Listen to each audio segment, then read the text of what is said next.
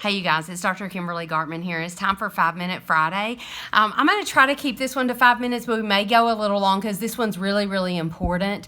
I got to thinking about this one because of the holiday season and how much sweets and sugar and stuff that we consume over the holidays. And I know that I've been guilty of consuming more than I typically do, even normally at the holidays.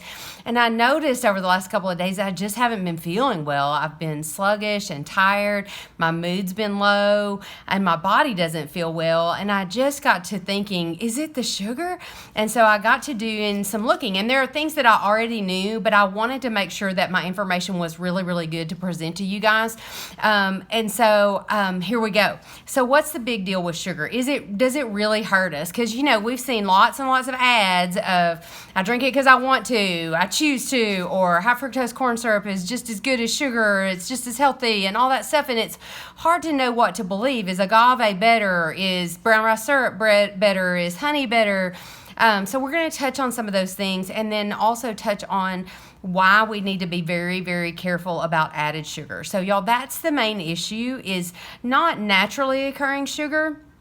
And I'm going to talk a little bit more about that here in just a sec. But the main problem is added sugars, things that we don't really need, but they're added to our food either to enhance flavor, as a preservative, and also, frankly, to cause addiction. That's a real thing. That's not just I'm addicted to sugar. That's a real thing. And I'm going to talk about that in just a second, too.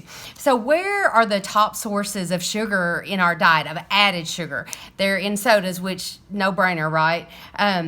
Flavored yogurts. Y'all, we think that's healthy, but that Go-Gurt, it's not good for your kiddos. So choose a better yogurt option.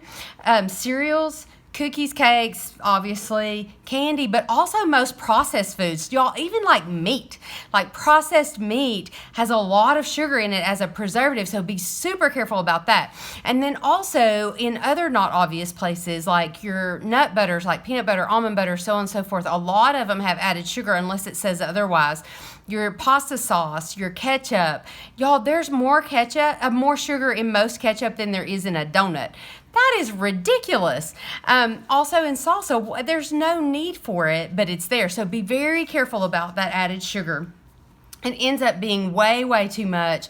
And according to the National Cancer Institute, the average adult male consumes 24 teaspoons of sugar a day. Y'all, that's almost 400 calories just from sugar. That's nuts. We don't need that. So what's the problem with it besides just the calories? It's not just obesity and diabetes, which we get, we know that, but also a serious, serious impact on our heart health.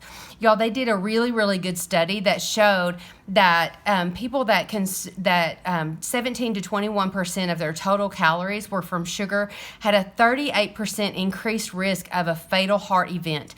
Not just a heart event, but a fatal heart event. They died from it, and it's literally killing us, this added sugar.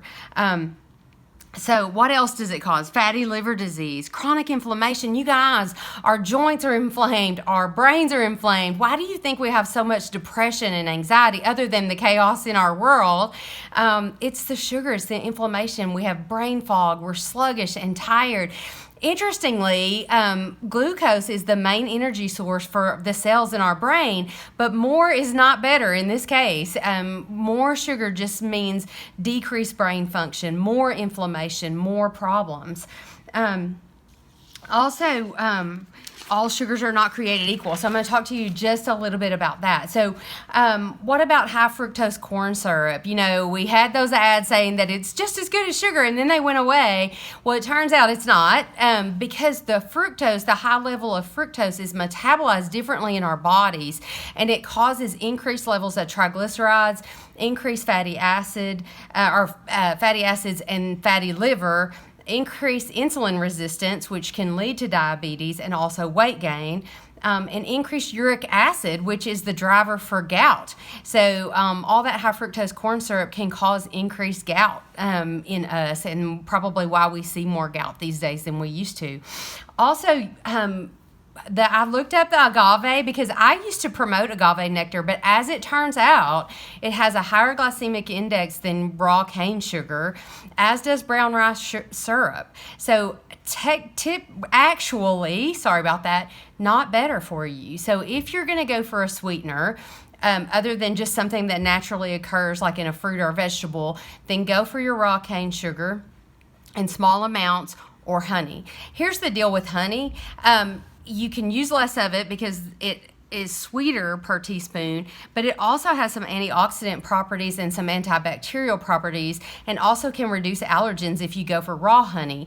So I'm not promoting sweetening anything, but if you're gonna sweeten something, go one of those two ways. And I apologize to anyone who I ever led astray on that.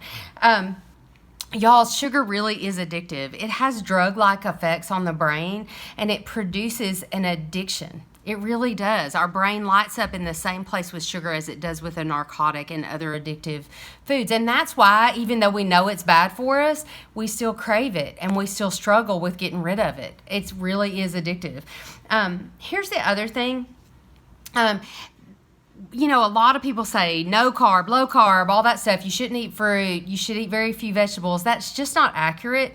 So you should be careful about it. But actually, the sugar that naturally occurs in fruit, is good for you. And like I said, our brain cells need it to function. They need that glucose. But the reason it's not so bad is because it's packed with fiber and water and antioxidants and other vitamins and minerals. So you get less sugar. You satisfy that craving, that sweet tooth, and you get all those other natural good chemicals that God put in that fruit for us.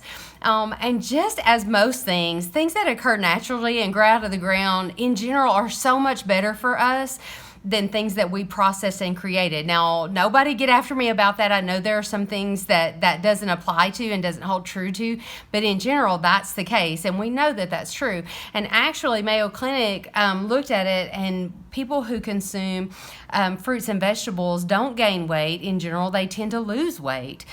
So those things are needed by our body. They're good for us in moderation. And then stay away from the added sugar. So you guys, we can kick the sugar habit. We just have to go for things that satisfy the craving without spiking our blood sugar and stimulating that part of the brain. The phytochemicals and the fiber and the antioxidants in fruit actually counteract that effect, that you don't have the same addictive reaction in your brain when you eat fruits and vegetables and that naturally occurring sugar as you do when you do added sugar. Isn't that interesting?